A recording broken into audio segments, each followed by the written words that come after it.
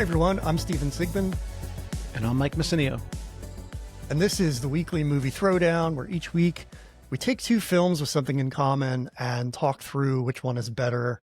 This week, it's a throwdown between 1999 Julia Roberts rom-coms, as we're going to talk about Roger Mitchell's Notting Hill, and it's going to throw down against Gary Marshall's Runaway Bride.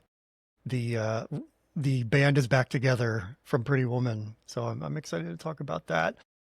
And we're going to do that conversation in a couple minutes. Before we do, Mike, any wins of the week to share with us? Yeah, a couple wins. I actually finally saw Obsession. Maybe one of the last people to see it. Although the theater was surprisingly full, even now, which was really something to see. It was really, yeah, it was really something. I was very impressed with the movie based on the budget and based on the first time filmmaker. Like it was a really strong first movie statement, and it was pretty disturbing. It was yeah, it was something. I have to say. I was surprised by it in lots of ways. It kept the tension really high. A familiar-ish story, but told in a way that was really kind of surprising. Yeah. Welcome to the community. That's cool. I'm glad you saw it. And the other thing, I said last week that I'd started watching DTF St. Louis, and I finished it, and I just have to say, it was, I really enjoyed it. It may not be for everyone.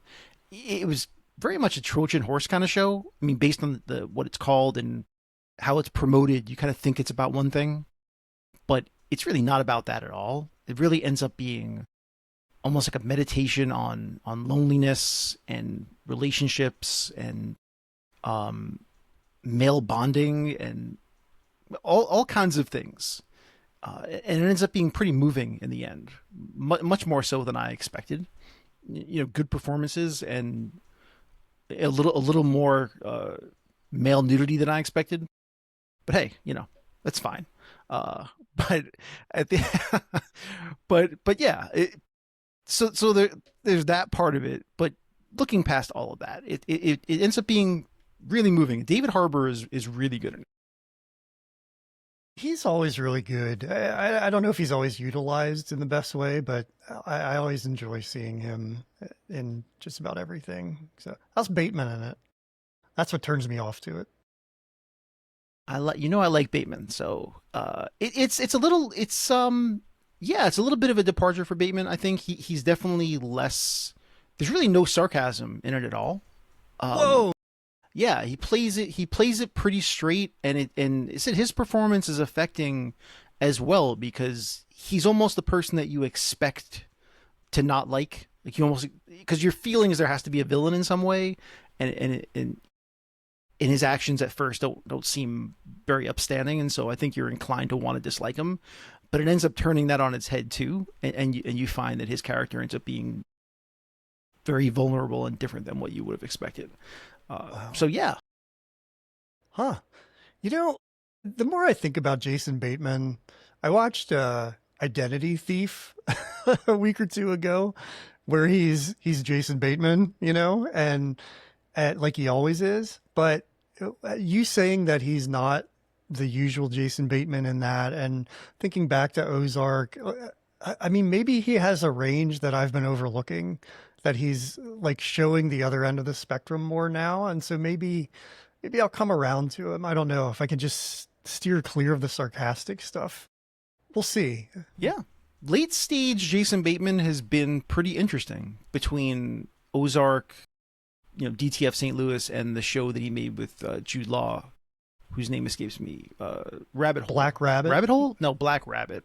Yeah. Rabbit Hole was that Kiefer Sutherland show. So Black Rabbit. So those three performances are very much Bateman kind of stretching himself. Well, I like to see it. I want to like him, and maybe he's winning me over. I don't know. I'll have to watch DTF St. Louis and see. Any other wins of the week that you want to mention? No, that was enough wins for me. Okay. My win of the week is I just want to shout out Montclair Film. the local nonprofit here in town that handles all of the theaters we have. We're a very small town, but we have two main theaters and a like a center that they run that has a smaller theater in it. And the one down the street from me just reopened. And I mentioned this before on the show, but their programming there is really good. They get a lot of first run stuff, but they've started doing kind of midnight movies. They're called B-Sides at the Bellevue, which is the name of the theater. And it's so cool because last week I went to see Blowout. They showed De Palma's Blowout, and they had one of the staff members who picked it come up on stage and kind of talk about why she picked it. And this is like a young woman in her early 20s, and it just gave me like so much hope for cinema, and it made me so excited about my community because, midnight movies are where the weirdos come out, and there were definitely weirdos at this movie. And that's kind of like my tribe. So I was very happy to finally find these people. And what's really cool about it is before they showed the movie, they just threw a Zoom chat or like a Zoom window up on the screen. And they started a call with Michel Moisa, who's the sound editor for Blowout. And they just had an interview with him in real time talking about editing the sound in this movie that's so dependent on sound. And it was just really, really cool to hear him talk about working with De Palma and kind of how he came up. And he actually worked with Otto Preminger on a film and Really? said, like, he had a good time working with most directors, but Otto Preminger was like such a prick and very deserving of the reputation he had. So I thought that was kind of fun to hear him call him out in particular. But it was just I'd really call him out cool. still. I think that's funny that he's still holding on to an Otto Preminger grudge. That's actually the best part. But it was just really fun. We covered Blowout on the show and just seeing it on a big screen, which I had never done. It's from 1981. So it's just really cool experience. And I don't know what the next film is, but they showed Pink Flamingos a few weeks ago. And like, that's the kind of thing you're going to get. And just, I'm so happy to be in this town with such a burgeoning film community. So just wanted to shout it out. That's really my only win of the week. So why don't we move on and get into our conversation for the week? Let's talk about Notting Hill versus Runaway Bride. It's a pretty obvious pairing. It's two Julia Roberts rom-coms from 1999, and there's a little bit to it. I think that they're different in a lot of ways too. I mean, one's basically British, one's American, and that contrast is wildly obvious. What are your initial thoughts on this, and which one are you picking going in, if you want to share it with us? So, my initial thoughts were, I felt like I had a fondness for these movies. I mean, I like Julia Roberts, and I hadn't thought much about these movies in a long time. But my assumption is they would be enjoyable, and they would be a good watch. That's why I was cool with the pairing to go this week. And I kind of came away in a very different place than I expected. And let's put it this way. Watching these two movies made me think about the people who say they hate rom-coms, and I feel like these would be movies that they would talk about as to why they say they don't like rom-coms. That is how I came away thinking about it. And that was surprising to me because we've talked about both of us liking rom-coms quite a bit. But there was something about the two of these that years later didn't sit with me the same way they did initially, or maybe I didn't remember it that well. But my feeling still was that Notting Hill is probably just the better movie almost by default. Okay. Interesting. That was how I felt going in. I had a similar experience. I mean, I assumed both of these would be fine. I know I've seen Notting Hill, but it made zero impression on me. And I'm not a big fan of this kind of British new wave of of rom-coms in the 90s and 2000s. I just kind of missed them. And I think that's because they're British.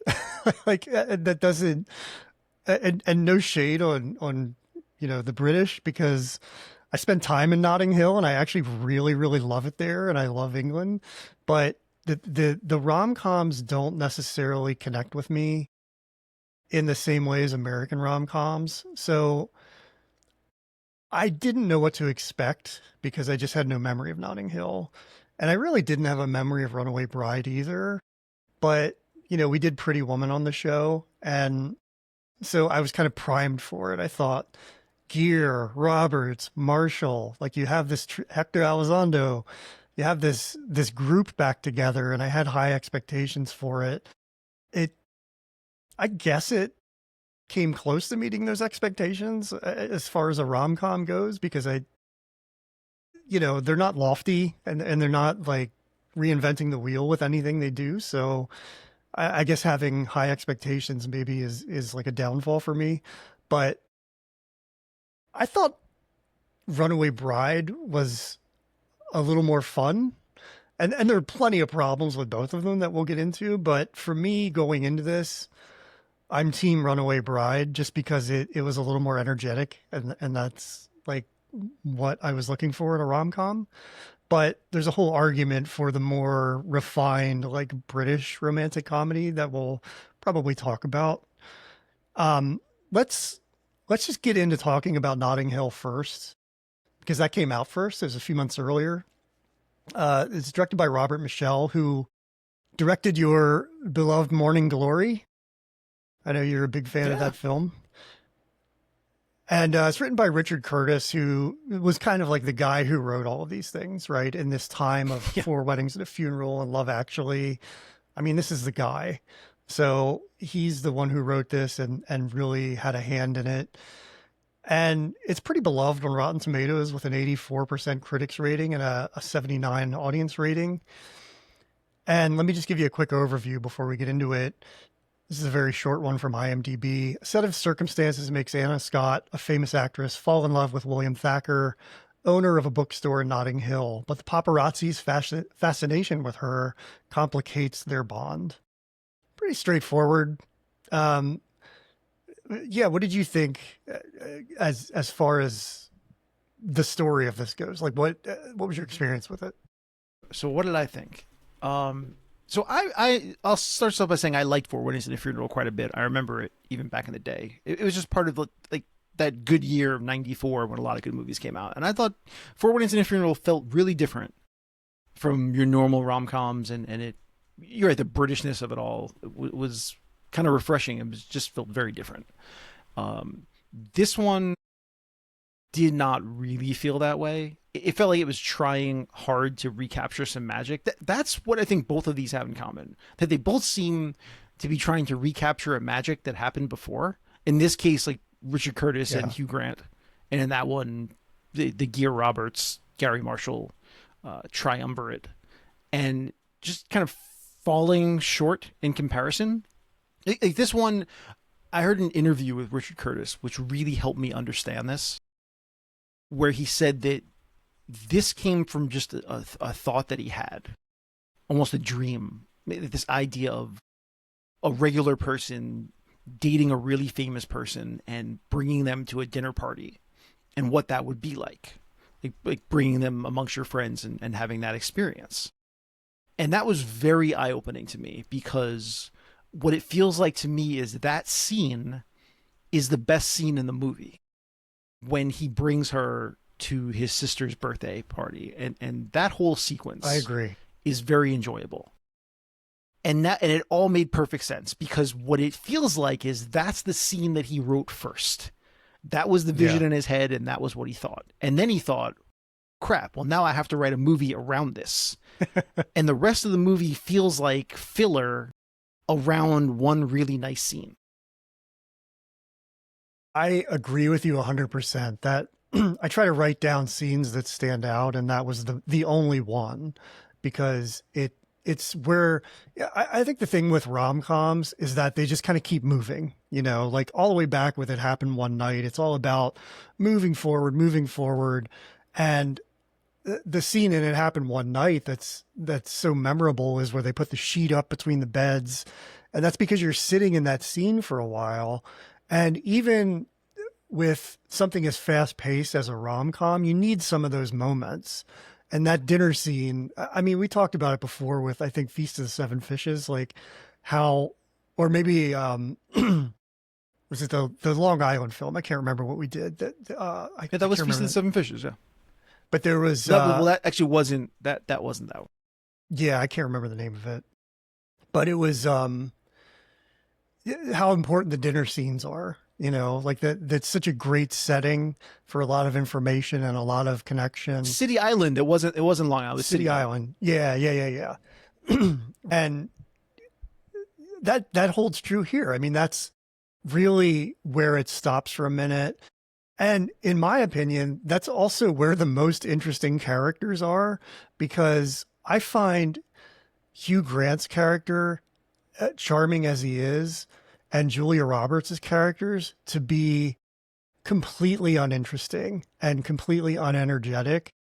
And every time they're around that cast of characters, like, they liven up. And that feels like a rom-com to me, more than just like, I mean, for the first act of this film, she almost says nothing. And it's like she's just watching Hugh Grant be charming and riff on whatever he's talking about. And she's like silent. And that's even more obvious when you go then after that and watch Runaway Bride, where she's immediately like Pretty Woman Julia Roberts. So it really threw me off at the beginning of this, and it just becomes so much more apparent when they're around their friends or his friends, because they're actual characters. Yeah, you're totally right on that. And I think because, like I said, it feels like the movie's trying to justify why she would fall for him. So you get a lot of scenes of her watching him. And we're like, well, that may work for her, but it doesn't really work for us. It just kind of drags things along. The other thing that I can't figure out, well, the movie to me just starts off on the wrong foot, because I mean, the Elvis Costello song's perfectly fine. I'm actually a big Elvis Costello fan, but it feels so on the nose right out of the gate. Yeah. With this really long montage of just images of Julia Roberts, which takes quite a while. And then the movie opens with a voiceover that never comes up again. Yeah. So it's like, you did not need the voiceover at all. Like, it just felt really cutesy, like almost too cute by half, and an unnecessary explanation of a bunch of things, like exposition. You know how I feel about exposition at the beginning of movies. And then but it also just felt like, okay, he's talking to us, he's going to narrate this story, and then the voiceover goes away and never comes back. Yeah. I'm like, what the hell? What? It's just I don't understand those two choices at all. Opening the movie that way actually starts it off in a really bad place for me. I guess I kind of get it, because it's called Notting Hill, and the neighborhood is such an important part of the film's story, at least in the beginning.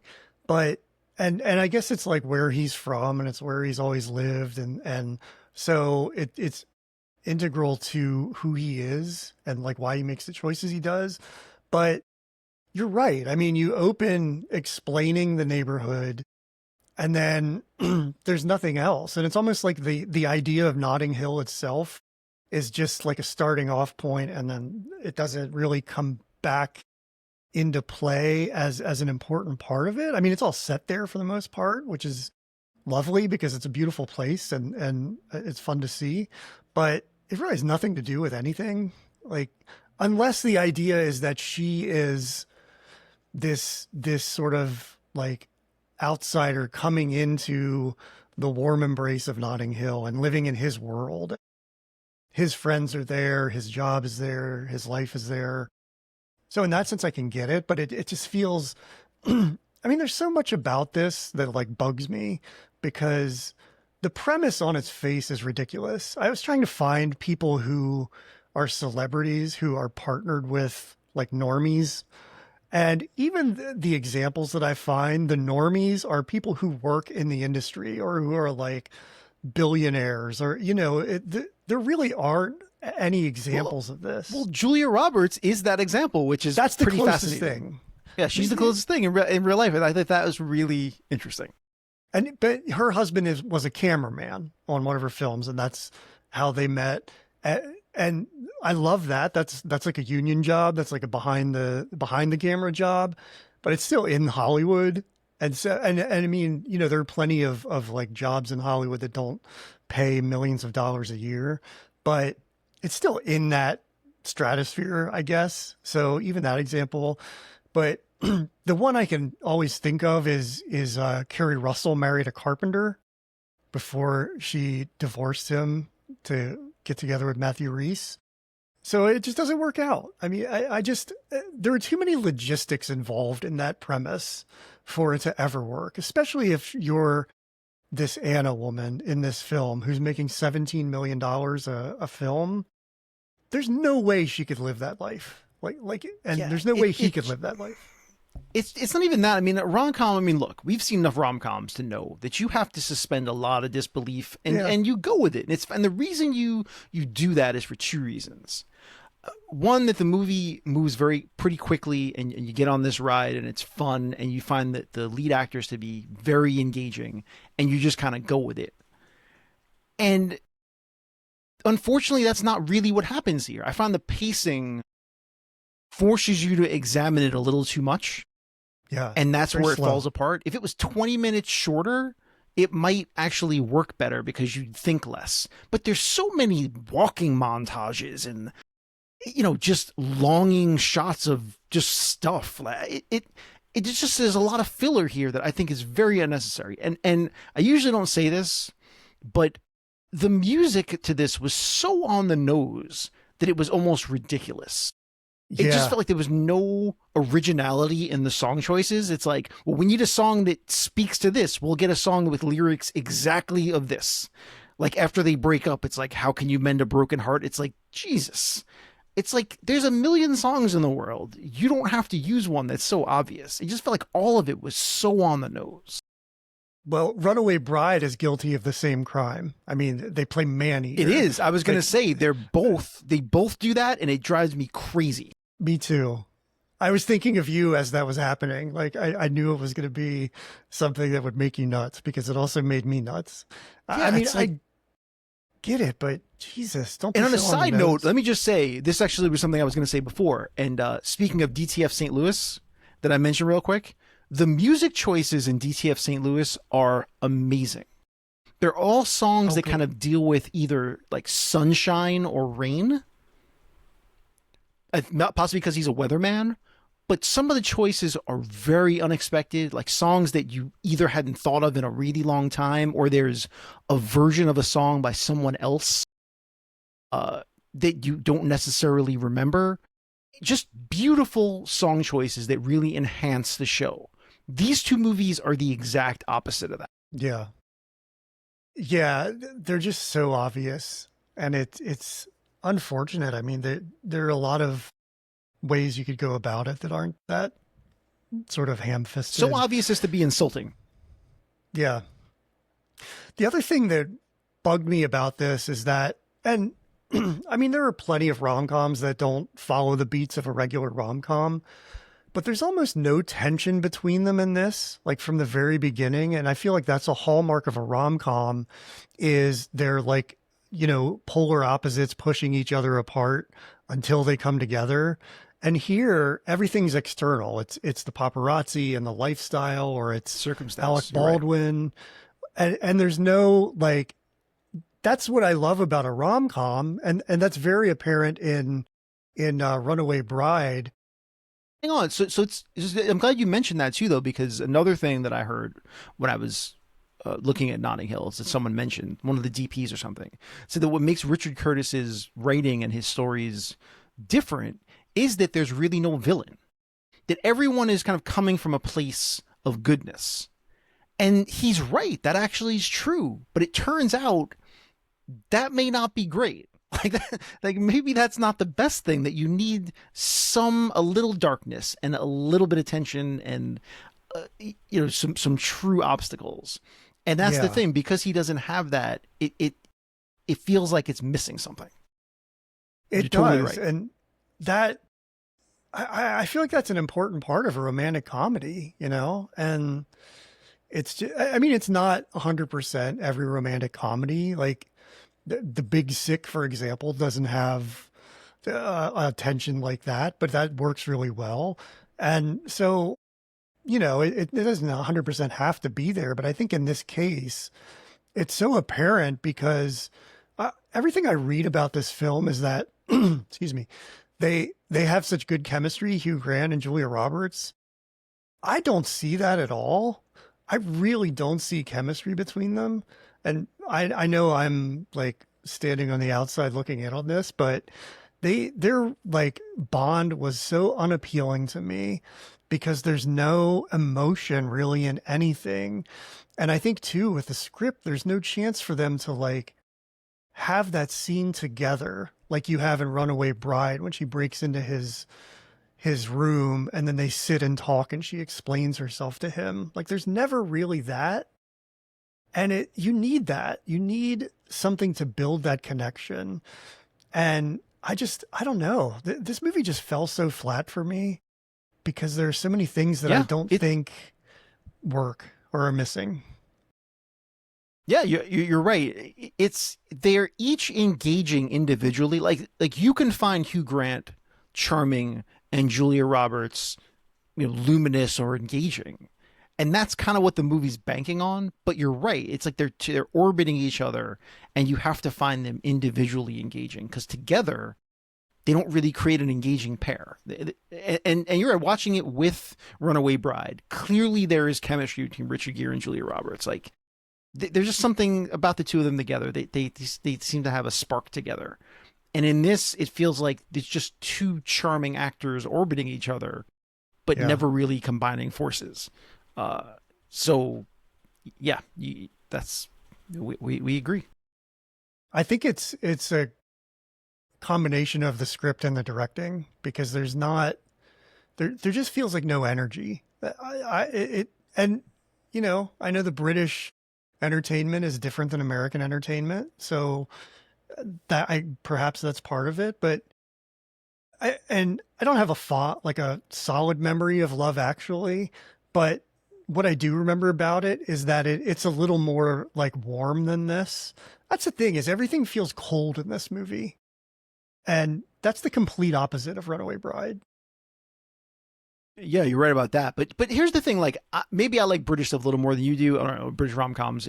I'm not sure. I've just seen a few more. But that's why I'm kind of picking on this one because I mean, obviously I've seen Four Weddings and a Funeral, which I did like, and even Love Actually. I think the reason Love Actually works is that there's so many storylines in it. Then even if you're bored by one, it kind of moves on to something else fast enough. But this whole movie is just 2 hours of this painfully slow coming together of these two people who don't necessarily work together. Yeah. And so it unfortunately it forces you to sit in it and really think about it more than you should. Like I said, I think that's the problem with it. It doesn't move in and out fast enough to just keep it moving forward enough for you to not stew in the fact that does this really work? Does this feel realistic at all? Like, do they really work together? And Love Actually, not every one of those stories works, but they're in and out fast enough that another one comes along that may be more engaging. And overall, it's just a little more charming. To me, this almost feels like an old Hollywood studio picture where they just take two of the biggest stars of the moment and put them together, regardless of what the 100%. chemistry is. Yeah. And these two were huge at this time. We'll talk about peaks in career. And I think this might be close to a peak for both of them. Maybe not the peak, but their stars are definitely on the rise and they've been rising for a long time at this point.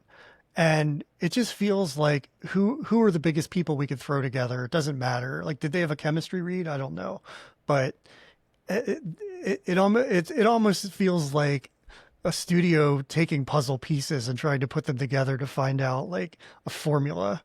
And people love this movie. I don't get it. I Well, really this don't is a get it. throwback though too to when that used to happen Where Yeah. nowadays there just isn't enough star power anymore to even do that. But yeah, late 90s is kind of a peak period of star power where you could do this, where you could just take the biggest star, put him in a vehicle, and you knew it would be successful because the star power carries it. We don't live in that era anymore. That So it's a bit of a reminder of what it used to be like. I'm glad you said that because I thought about the world of rom-coms at large in the late 90s, and it was an amazing time for romantic comedies. I mean, most of them had Julia Roberts in them, but there were just so many at that time that Hollywood was banking on and they were making a lot of money from. So I don't know what happened to that, but well, yeah, I do. I mean, nobody takes a risk anymore. Like it didn't matter back then, but now, there's so much calculation. But I really miss that. I mean, they always talk about how comedy's kind of dead in like the film world, and just looking at titles from this time, just these two films in addition to everything else, it's like they took so many chances on these and they paid off for the most part because they didn't cost a lot of money. You get the stars in them, and it's really just interesting to look back on and see that Hollywood leaned into this stuff, and when they just go so far away from it now. So I don't know. I mean, I wish we could get back to that. Maybe we're starting to. I'm seeing a few more rom-coms out there, and it's not like they died, but they're not the blockbusters like these were. I looked up the box. So 1999 is like the modern age year for Hollywood. Everybody talks about all of the films that came out that year. Brian Raftery has that book. And, Runaway Bride domestically was number 9 that year, making as much money as it did. Domestically, it made like 155 million. And Notting Hill was 11 with 116 million. In a year when you have Star Wars, The Phantom Menace, when you have all of these other things, that's really impressive to see 2 rom-coms in that top 11. By the way, between Runaway Bride at number 9 and Notting Hill at number 11, The Blair Witch Project, which also is like a great indicator of what that year was. But ultimately, Notting Hill made more money, and I think the overseas box office, like, it's smart to set it in England and have that audience sort of built into it. But yeah, it's just I'm just kind of pining for a time gone by where we don't get as many of these rom-coms, and it's kind of sad. It's funny you say that because after rewatching these, I'm kind of like, maybe we shouldn't go back to that. The star power driven rom com. Jesus. Anyway, Yeah, well, I don't know. I could still do with a few more of them, I for think. better or worse, yeah, they're not all misses. So yeah, Yeah. uh, do you want to talk about anything else with this, or do you want to move on? Because I have a lot of things to say about Runaway Bride. maybe just a couple of things. So Reese Ifans, who we talked about from The Replacements, actually, this is the first thing I'd seen him in, and what I found funny was there were a lot more scenes with him. Like if you look at the deleted scenes, there were a few more scenes with Spike, and I think it's clear why those scenes are missing. I think that as they went on, they realized that a little bit of Spike went a long way, and decided Yeah. maybe we didn't need so much of him because, I mean, that character was, and that's just typical. The way I feel about this movie's writing, yeah, he that's just a very stereotypical character dropped in, the crazy roommate or the flatmate, and it was a bit much. He had a couple of decent scenes, but yeah, it just is to me the perfect encapsulation of this movie being a little much, or the writing being a little underbaked. Yeah, it almost feels like trying to overcompensate for the dryness and the like uninteresting appeal Yeah. of the stars. That's it. Right. So And- you have two and you- wacky characters, him and the sister, whose name is literally Happy. Talk about Yeah. on the nose. So, yeah, I just think that you're right. It needs to distract us from the dryness of the rest of the movie and all the long walks that happen to over obvious songs. That's a great example of the contrast that I think is the problem here is like it either doesn't go anywhere with the chemistry and the energy or it goes too far in the other direction where the group of friends is right in the middle and that's the gold I think and there needs to be more time there rather than being with the leads or Spike and that's why Four that's Weddings what and I a want. Funeral worked better because it was definitely more of an ensemble, and that's what made that movie work better. So the only thing I wanted to mention, which I forgot, is that Hugh Bonneville plays one of the friends in this, and of course, we end up knowing him as the father from Downton Abbey. Just a very different part. Of course, I had no idea who he was when I first saw this, so it was cool to see him in something normal where he's not the lord of the manor. Yeah. Also in like a very small role that I wish had more to it was Emily Mortimer, who Yeah. is someone I absolutely love. And I was sure she was going to come back. And then that's where the conflict would be where, and maybe this is a better story. I don't know, but he moves on. He meets her. He's kind of going through this like field of dating, meets someone he clicks with, and then she comes back and he has to make a choice. Like that's choosing between two people. That's the internal conflict. Like that feels like it's better than just what we get. I don't know. Maybe that's just me, but No, I mean, you're right. tension. That's a great point. And even in the small part that she had, she was so charming, and he even says that she was perfect. Like it was almost like they had more chemistry in that moment, 100%. and she's so lovely that you would have liked to have seen more of her. So I would have no problem with that. They set that up so perfectly to create that triangle and it just never manifests. And I think that's an opportunity missed that. And again, I feel like you and I, as we're talking about it, are kind of outliers as far as like our appreciation for this film. But man, I think there could have been so much more to it. I think if you have I agree. two people with that level of star power, they need more to do and more interesting characters. So I agree. not their fault. No, the only one last thing I wanted to mention, and I could be totally wrong here. So there's the scene at the end where the press conference, again, the giant chase scene to a giant press conference, just, it's a lot. But at the very end, when she says she's going to stay, that her mind could be changed. And he says the readers of Horse and Hound will be thrilled to hear that. Yeah. Part of me wonders if that line was ad-libbed, because if you notice, the people all around him break into laughter. It feels genuine and almost surprised. Like I'm not sure, but the way the people around him react to that line makes me wonder if he ad-libbed that in the moment. But I could be wrong. My whole thing in that scene was early before that happened. I wrote down, like, why is he not calling back to Horse and Hound? Because that's such an obvious thing to say here that would play for a laugh. So, yeah, you might be right. I mean, maybe it wasn't written in, but it felt like the easiest thing to do to bring it back and make that scene so perfect as a recall to the past. I will say that whole chase scene is when it kind of comes alive.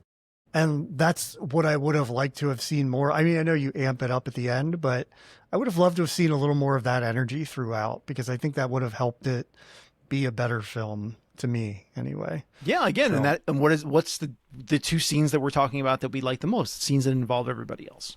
Yep. Yeah, I mean, are these two stars just not good at carrying a film? Maybe it's that Richard Curtis isn't good at writing that. Maybe I think that's his it. gift is writing ensemble comedy. And he came. If you go back and look at some of the stuff he wrote before, I mean, he worked with Rowan Atkinson. I mean, I think he worked on some of that stuff, like Mr. Bean stuff, things like that. And so he was good at slapstick. It's very possible that that's what he's better at. than writing the straight two-person rom-com scenes. Maybe it's just not his strength. And Yeah. he should have just leaned more into what he was good at, because Four Weddings and a Funeral did show that he's kind of better with multiple people and those competing energies. So yeah, maybe it's just him kind of misunderstanding his own strengths. I don't know. Or maybe we're just being pompous and telling him what his strengths are, but it's we see what we see. Yeah, I mean, we're definitely in the minority with how we feel about this film. So I don't know. Maybe maybe it's just us. I'm okay with that, and I'm willing to put my rom-com credentials up against anybody. So I 100%. feel very okay with my opinions on this. Good. I'm with you. All right. Well, with that, why don't we move on and talk about the second rom-com? Let's talk about Runaway Bride. The reunion of Gary Marshall, Julia Roberts, and Richard Gere. I was very excited about that. And this film has a lot of flaws, but I really enjoyed it. So I think you and I might differ on that a little bit. What's your take on this one? My take on this is that clearly Julia Roberts and Richard Gere and Gary Marshall wanted to work together again. And they look like they're having a wonderful time. And I'm really happy for them. But I did not have the same good time that they had. They definitely had more fun making it than I had watching it. We'll put it that way. Yeah. I'm happy for them. Okay. I'm happy they got together with Hector Elizondo. They look like they were enjoying each other's company. It's fantastic. I'm really happy for them. I wasn't happy for myself. Yeah. I mean, the band got back together.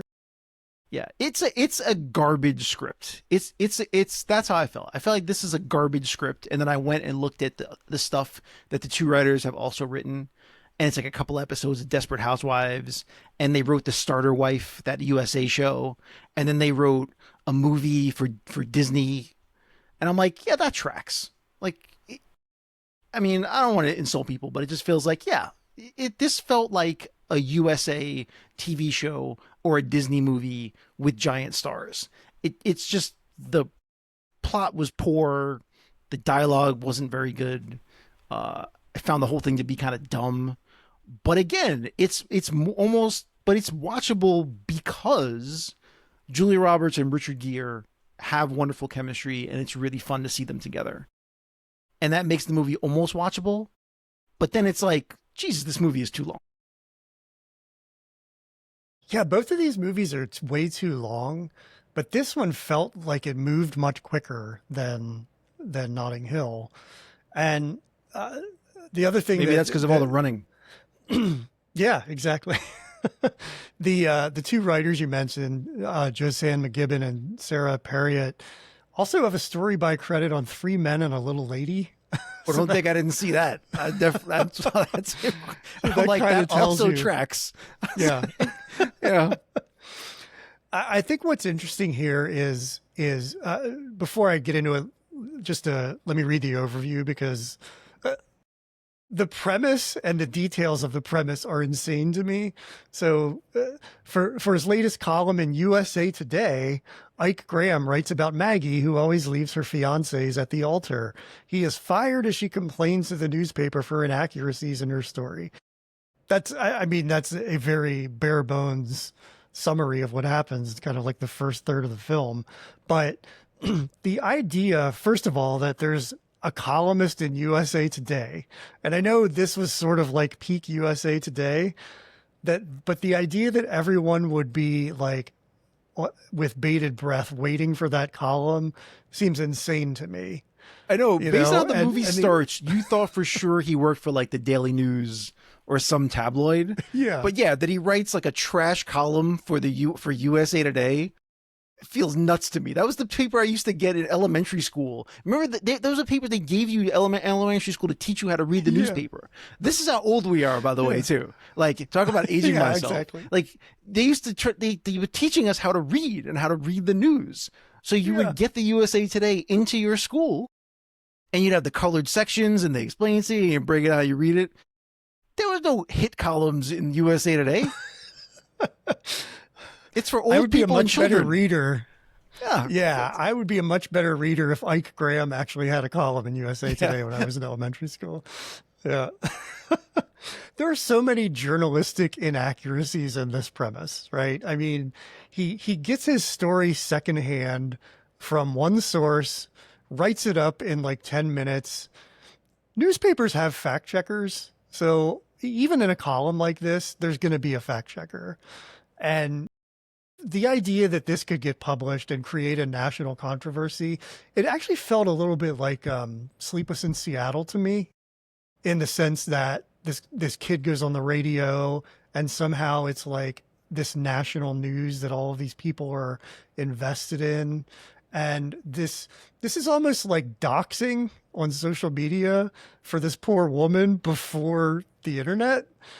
And it's quite fascinating, but it's also like completely implausible. It's a from sitcom journalistic premise. point. And Yeah. that's what I felt about it. It's a sitcom premise, something that feels completely implausible to move a plot along.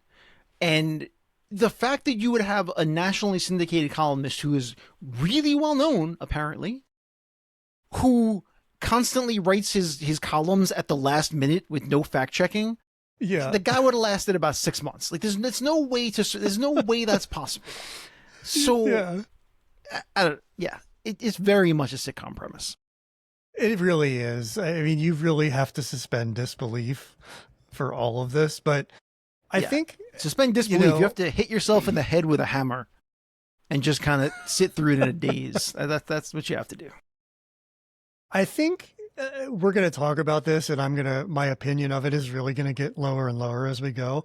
But I think what made it so fun and interesting to me is that I watched it right after Notting Hill. And really what you're getting is like a tale of two Julia Roberts in these films.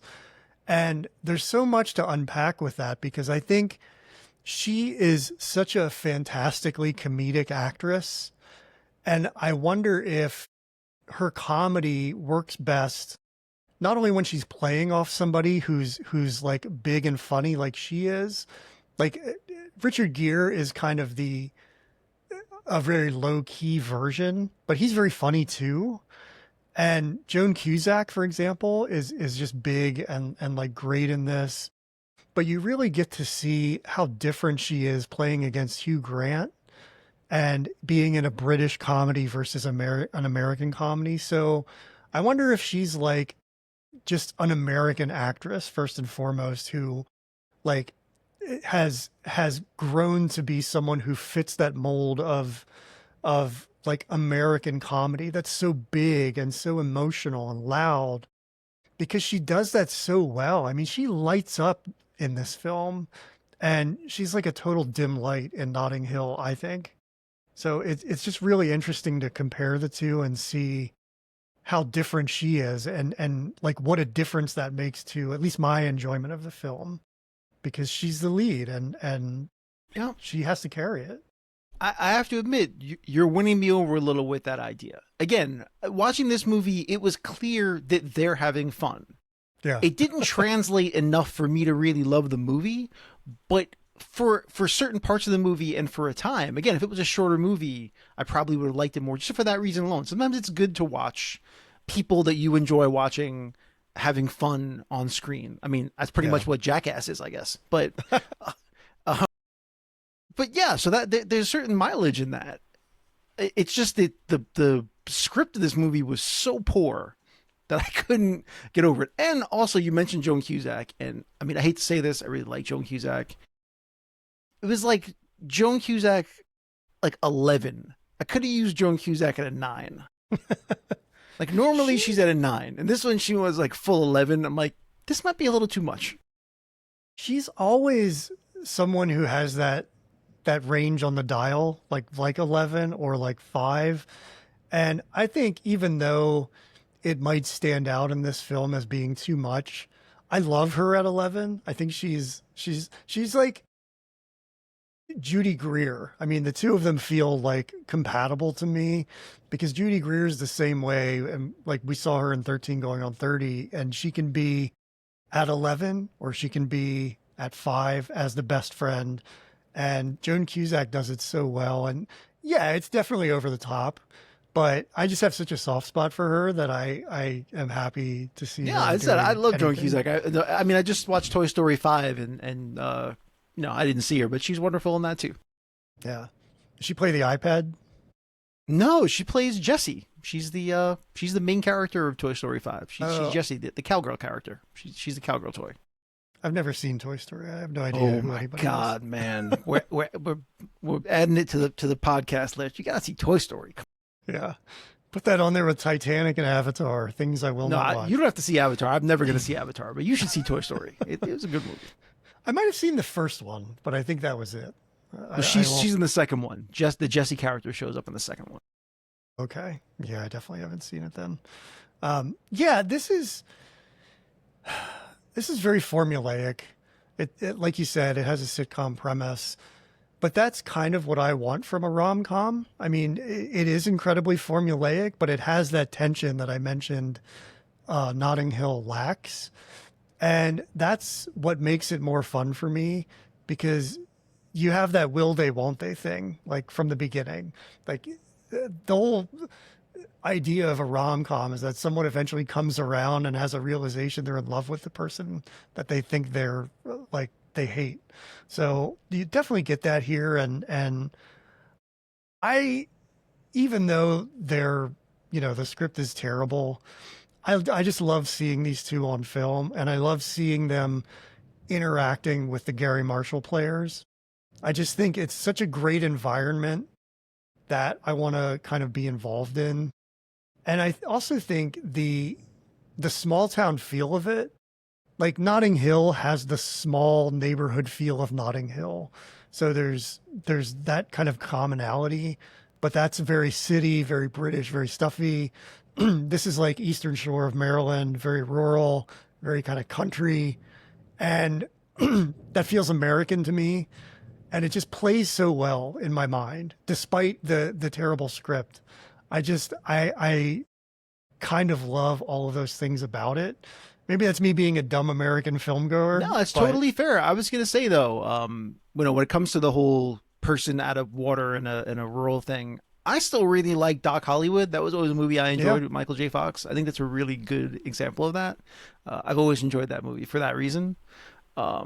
This one is fine. As I said, it's fine. But a good but to me, I think with this movie is best encapsulated by Laurie Metcalf. Yeah. Who is just a lot. Like, it just feels like it doesn't feel like a person. It feels like a character. Like a character needed to do certain character things. And they're like almost every scene that she's in feels like it's just there. As I said, I mean, Gary Marshall obviously is a long history doing sitcoms. It just feels like that. It feels like a sitcom character thrown in to give a certain energy at a certain time. And I kind of hated it. It was, and obviously Laurie Metcalf is way better than that. And it kind of made me feel insulted a little bit. I have to say, I can't lie. Some of these scenes made me feel a little insulted. And the Christopher Maloney character, which is, by the way, amazing to see Christopher Maloney play such like an upbeat kind of, both him and of course J.K. Simmons. I think of them almost exclusively through Oz. Yeah, which is really bad. It's not a good way to think about any actor, because there's some terrible things in that show. But yeah, watching him play someone so kind of normal and upbeat was pretty surprising. You kind of forget that Christopher Maloney can be funny. He's a little bit like John Hamm to me in that he has incredible comedy chops, but you don't always think about that because he takes a lot of serious roles and he's very handsome. And so the comedy kind of falls by the wayside. But if you watch him in Wet Hot American Summer, where he's like the cook at the camp, Yeah, right. like pure genius on a comedy front. And he's just one of those guys who, when he pulls it out, it's so infrequent that you kind of forget, but you're always surprised by it.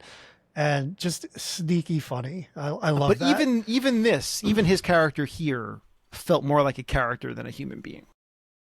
Yeah, I think a lot of the where it's kind of the reverse of Notting Hill, where that had sort of dry people at the center and the characters around them were so interesting and alive and felt like real. This has the two like shining stars with chemistry at the middle, and everybody around them is so like, sort of like shoddily drawn that you almost don't need them there because there's so much happening at the center. Yeah. That's so it's a really beautiful contrast. Good work. You really nailed that one. I think you're totally right. Yes.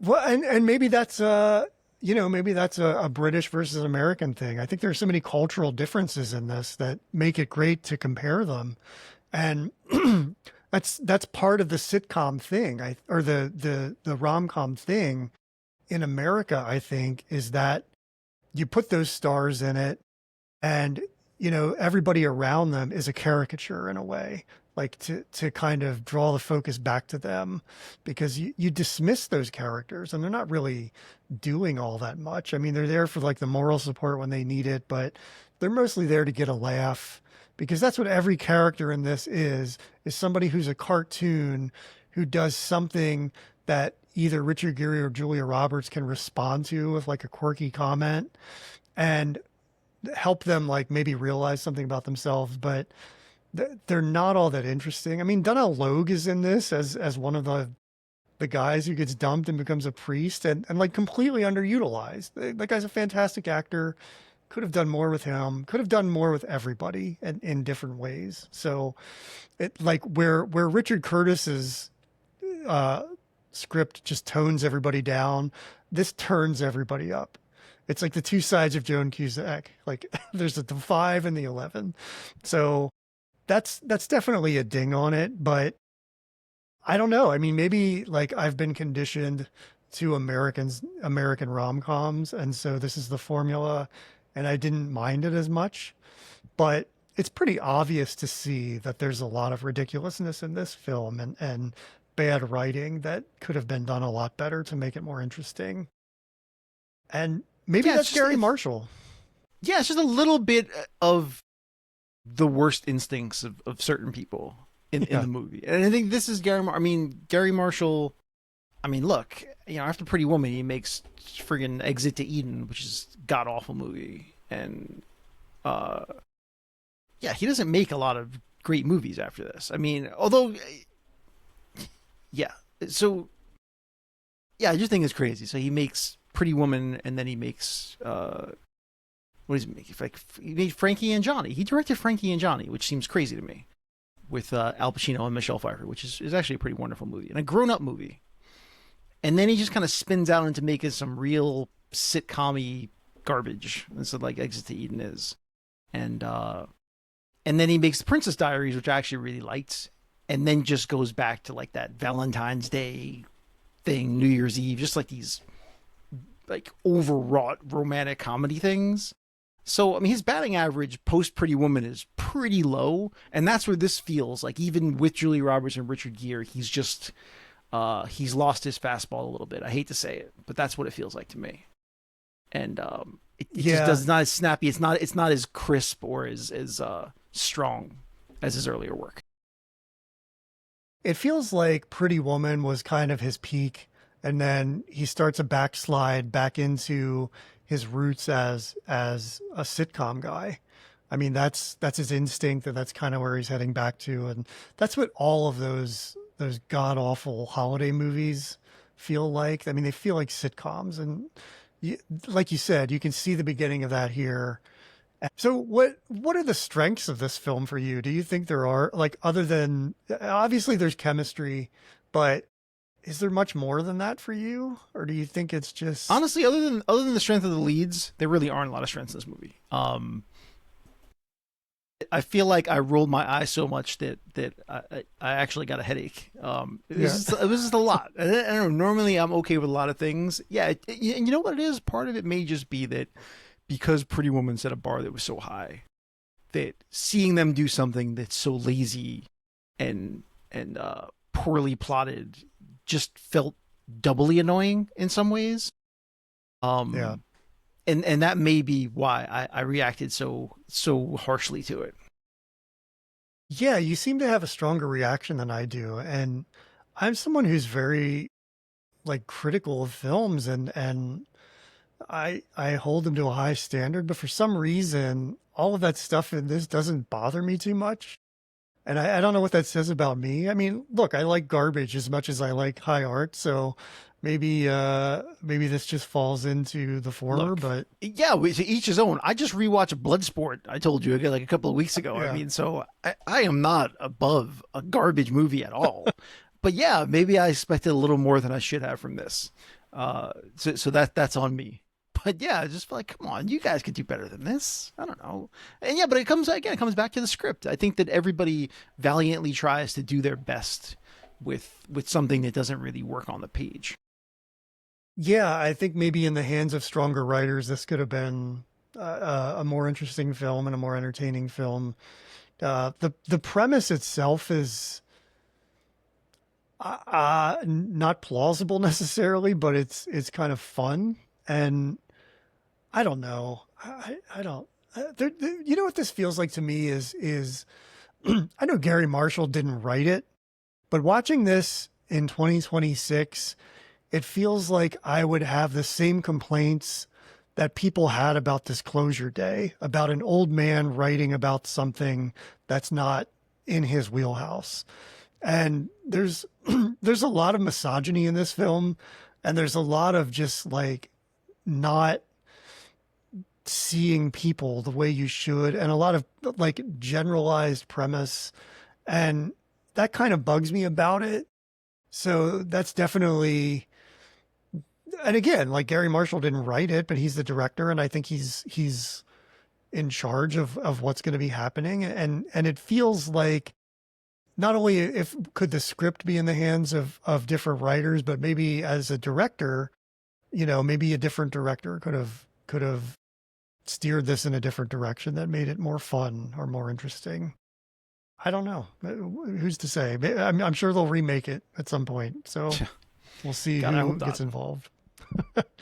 um, yeah. Anything else you want to talk about with this, or do you want to just get into comparing the two? Yeah, let's get into comparison. I don't think there's anything else that I wanted to say. All right. I mean, just in general, because we're talking about Julia Roberts rom-coms, like, which one do you think is the better romantic comedy? Like, for me, I thought about this following the beats of what I know to be a rom-com, taking into account that there can be variances on it, but ultimately, which one works better as a rom-com for you? Yeah, in that case, I mean, you're right. Runaway Bride works better as a rom com. I mean, it's got more recognizable beats of a rom com, and I agree. And there's and again, the idea of to me the rom com, there has to be, right, that chemistry and comedy between the two leads. But with Notting Hill, it's true, the comedy kind of happens around them instead of amongst them, which just feels slightly off to me. So if we're talking pure beats of a rom com, then Runaway Bride is definitely stronger. Yeah, I think that's you make a good point there. I think the hallmark of a rom-com is that the comedy's happening to the people at the center and not all around them that they're reacting to like completely. I know there's, you want to react to things and that helps with the comedy, but it just feels like Runaway or not Runaway Bride, Notting Hill doesn't have that. And again, this could be a cultural thing. Well, I'll throw one more thing at you too. I was actually listening to an interview with Julie Roberts where she was talking about doing Notting Hill, and she talked about how hard it was not to break up when she was working with Risa fans, and even with Hugh Grant. She said like she learned how to kind of stay stoic with Hugh Grant, and then it was even harder to do with the Spike character. And as I'm saying this, I'm thinking to myself, yeah, you shouldn't have to be stoic. You're Julia friggin' Right. Roberts. Like that, like that's not what we want from you. Like you cast her, and obviously she was a huge movie star. So casting her as a huge movie star makes perfect sense. But what it does is it makes the character almost vacuous, and it takes away the thing that we love most about Julia Roberts. Exactly. Anytime she's kind of gone away and tried to do something that's a little too serious, it hasn't been great for her. Because yeah, she's naturally funny and engaging, and that's what people are drawn to with her. You can't take that spark. Well, I would go to the mat for Flatliners any day because I love that movie, but she's That's not fair. the lead in it. She's not Yeah, like Sleeping with the Enemy is a great example of that. Came out shortly after Pretty Woman, and a dramatic turn. She's compelling in that, but it's not. I think she's like typecast, and with good reason. I mean, she'll go on to win an Oscar for Erin Brockovich a year after these films, and she's fantastic in that too. But for all of the seriousness in that, there's still comedy to it because there's kind of a comedy to every Soderbergh film, and I think that is And here's the the thing, secret.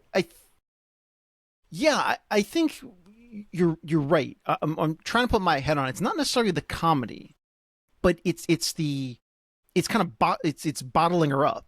Whether it's whether it's comedy or just kind of like letting that inner thing that she has out. Yeah, And Erin Brockovich is a good example of that because it's not necessarily that it's funny, but she's got so much fire that but Notting Hill is trying to contain her, just trying to keep her at a very low level of energy, whether it's humor or not. We need her energy level to be a little bit higher.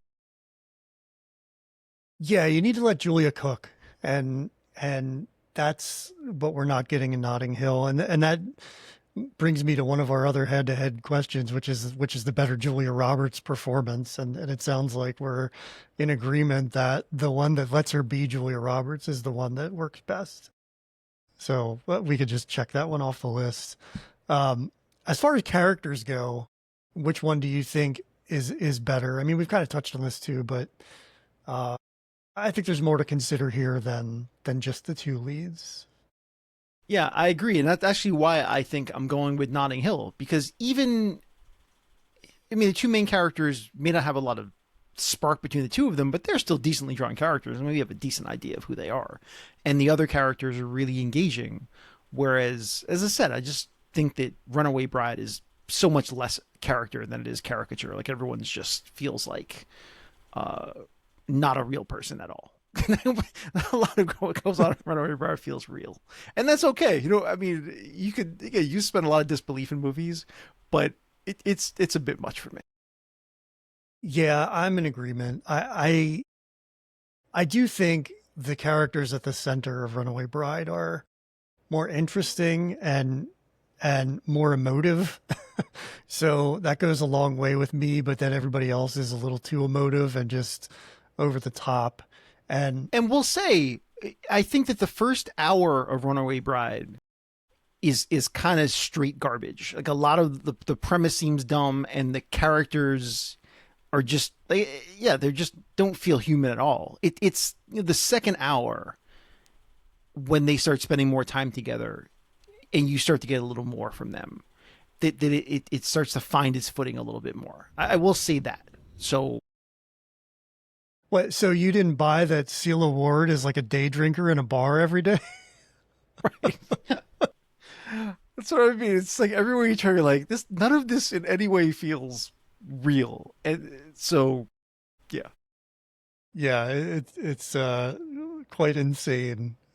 Um, I'm with you. I think Notting Hill, despite the central characters, has the better characters around them. What about story effectiveness? Because they're both rom-coms in their own way, but when you look at the stories individually, I find Notting Hill, even though it feels implausible to me that this could ever work, it feels like after the credits roll, they're immediately separated because that life is not a life that a normal person can live in. And so because of that, it feels crazy to me that it would end the way it does, but and like it wouldn't last. But at the same time, Runaway Bride, like we said, is just insane, and like the story's nuts. So I don't know what's better on this front. I mean, I guess uh, Notting Hill for me would have to win, even though it's doesn't feel like reality. Yeah, again, almost by default, it wins because Runaway Bride feels more like just a bunch of set pieces tossed together. Where Notting Hill, it does have a through line, a very clear story through line that works from A to B, Yeah, set up with yeah, a it's ridiculous interesting. voiceover. So it's fine. Yeah. What about like the cultural footprint of these. I don't know that Runaway Bride has any cultural footprint at this point. Yeah, I mean that's the problem when you go back to the well a second time. I mean, no one thinks of Runaway Bride when they think of Julia Roberts and Richard Gere. So Yeah, gonna have to say Notting and Hill, and people seem to like Notting Hill. So yeah, Notting Hill. I mean, for me, it's like the bookstore itself is sort of in the culture. It went on sale a few years ago, I remember, for like millions of dollars. And it is in an incredible location. So the market they go to at the beginning is on Portobello Street. And I've been to that market. It's awesome. It's like so energetic and there's so much going on. And that bookstore is kind of a feature of it now after that film. So it wait, is valuable. what we didn't mention was, one of the lovely sequences of Notting Hill is the walk down Portobello Street, and the reason I want to mention it is because that there's no real digital effects in that. That's actually just a panning shot straight down the street, and they change the seasons as it goes along. So I know we get cynical about this stuff, and nowadays everything's done with computers. But it's worth mentioning that that was a pretty difficult thing to pull off in terms of filmmaking, and it was beautifully done. I could nitpick it because I see Yeah, snowflakes early on, but it's smart to use that white van as a backdrop to switch to snow because then if any of the flakes get in the shot, you don't see them. So yeah, I'm glad you mentioned that. I forgot about it, but that technically very nicely done. Yeah. Um, okay, what was I talking about? Oh yeah, the cultural staying power. Yeah, I think Notting Hill has to take this. It also has that line, I'm just a girl standing in front of a guy asking him to love her, which, you'll hear all the time. So, yeah, I think Notting Hill has to take the cake on this one for both of us. All right. it's standing in front of a So, boy. Just to be clear, is that what did I say? in front of a guy. Oh, oh yeah. Well, that feels more appropriate to me, I guess. I don't know. Um, all right. So if you tally up what we think, we're actually exactly the same on all of these. So that's interesting. But anyway, let's move on to our 5 questions for the week, and maybe this can help us determine which way we're going to go. Which film is more rewatchable to you? Can't believe I'm going to say this, but Runaway Bride is probably more rewatchable. Yeah. Again, it feels like a TNT movie or something. Like it moves quickly. It has stars in it. Yeah, I'm with you. It just feels fast, and that makes it more rewatchable, I think. For me, when I always talk about which one would I buy on physical media, I'm definitely not buying any of these on physical media. I didn't do that for this, and I don't plan on doing it. So that helps. Would you want to hang out with anybody from either of these movies? I mean, I like Maggie. Uh, I think she would be fun. Uh, I don't know about the Grateful Dead dude. Seems okay, but I'm just not that into jam bands, so I can't really hang with that guy. Yeah. What about Donnell Logue? Maybe he's worth hanging out with. He's a priest. I don't hang out with the priest. I'm not sure that would work for me. But you always want to hang out with Hector Elizondo's characters. I would hang out with them. They seem fun. You know what he felt like to me?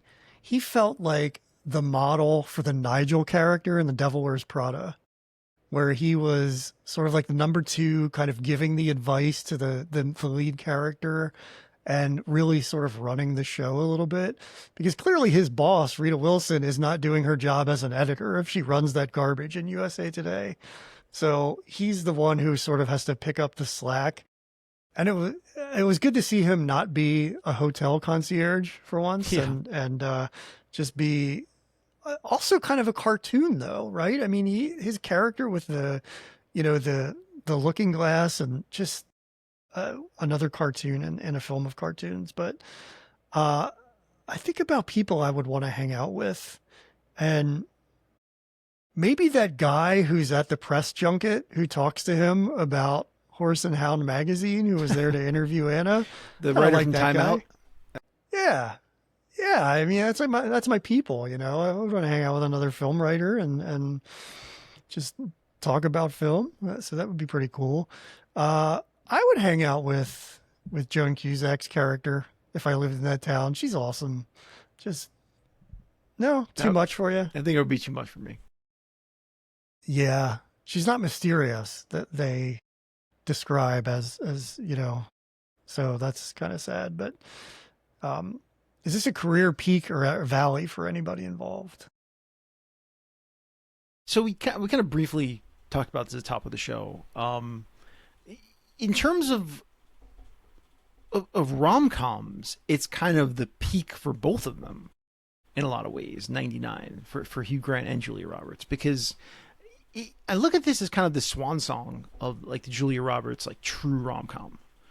Because in the following year she makes Aaron Brockovich, which really changes the course of her career in a lot of ways. She can become a lot. She's more choosy about what she's doing. I mean, you can see that she starts taking some smaller parts, some more eclectic stuff.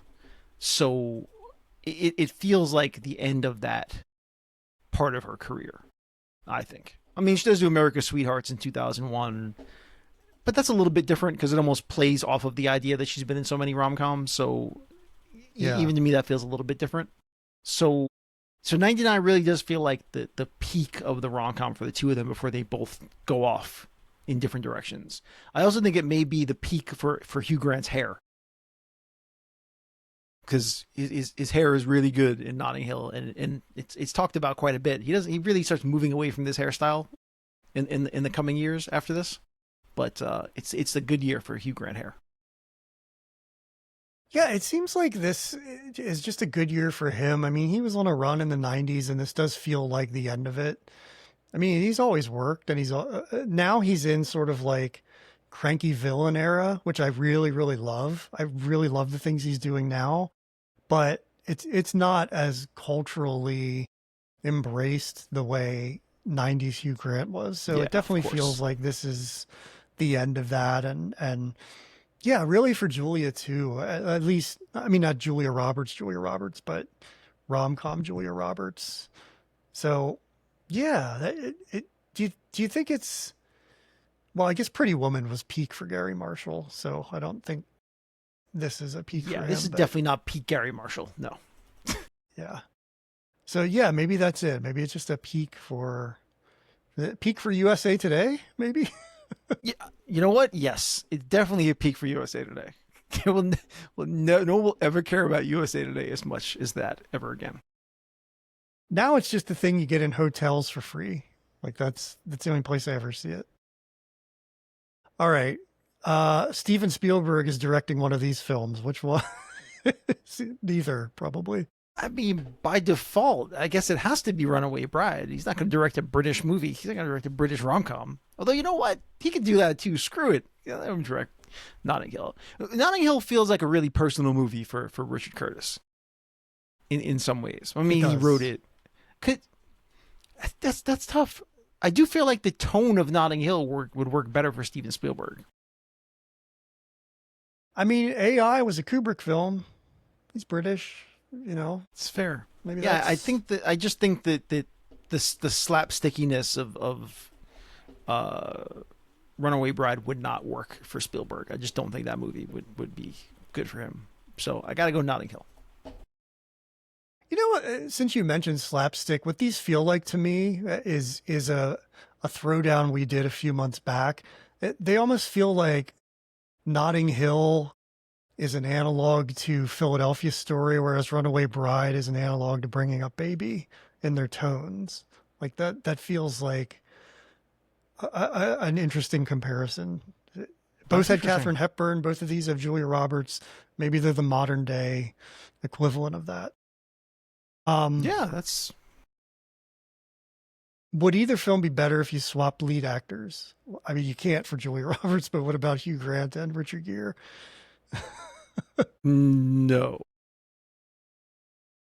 I think Richard Gere would work well in a British sort of more refined film. Uh, I don't know, man. I don't think so. But I don't know if you saw the Richard Gere is actually filming a movie right now where he's filming like a romantic movie with like a 28-year-old. So apparently there's no end of Richard Gere making movies with really young actresses much younger than him.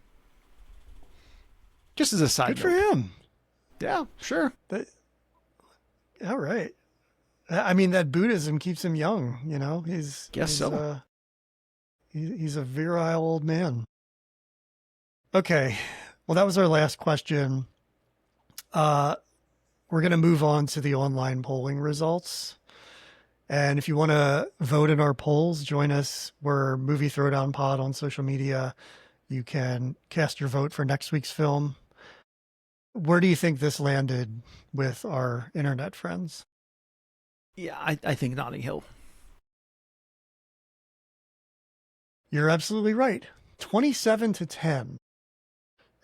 For a while, I thought it was going to be a shutout again. Notting Hill got every vote until somebody brought up the rear with a couple votes on different platforms for Runaway Bride. But I don't get the love for Notting Hill. I really don't get it. It's No, something I'll never understand. Yeah, it would absolutely be last on the list of the Richard Curtis movies that I would watch. So, yeah, I don't quite get it either. Really bizarre. So, okay, our online polling results go with Notting Hill. What's your verdict for the week? Oh man, this is really hard because I was thinking about this and feeling like, would I go back and watch either of these movies again? Probably not. Like I don't think I need to see either one of these movies anymore. But if I had a pick, I guess just because Runaway Bride feels like it's more of a brisk movie, I probably would pick it. Okay. So you've switched, right? Yeah, Because I think I have switched. And maybe you've sold me on all the right. on the just the Americanness of it all. Maybe that's enough to just kind of get me through. But yeah, I was really surprised at how little I liked both of these movies. It really was something for me. I always consider myself someone who enjoys a good rom-com, and both of these really turned me off for different reasons. I feel the same way. 20 minutes into Notting Hill, I was like, what is this? This is so dry. Julia Roberts is like comatose. And Hugh Grant, charming as he was just like riffing and being put in these situations where he has to deal with Spike and just like it just felt not good. And I know people think it is good, but not for me.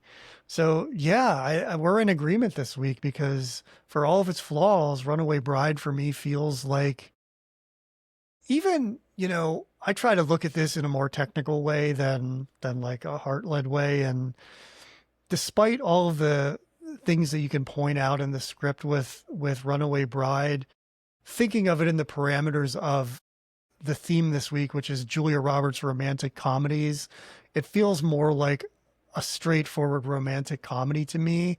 And I think it utilizes her better, despite everything that's wrong with it. So yeah, I agree with you. I think Runaway Bride is the better film this week from a technical standpoint, even though the script might be slightly better with Richard Curtis's film. But yeah, so look at us. We're in agreement against the internet, picking Runaway Bride against all odds. Second week in a row. Yeah, good for us. Runaway Bride takes home the belt this week. I'm very excited to say that because I still had a lot of fun with that film. And I'm probably not going to rewatch it ever, but it was a good time for me. So yeah, Runaway Bride, champion for a week.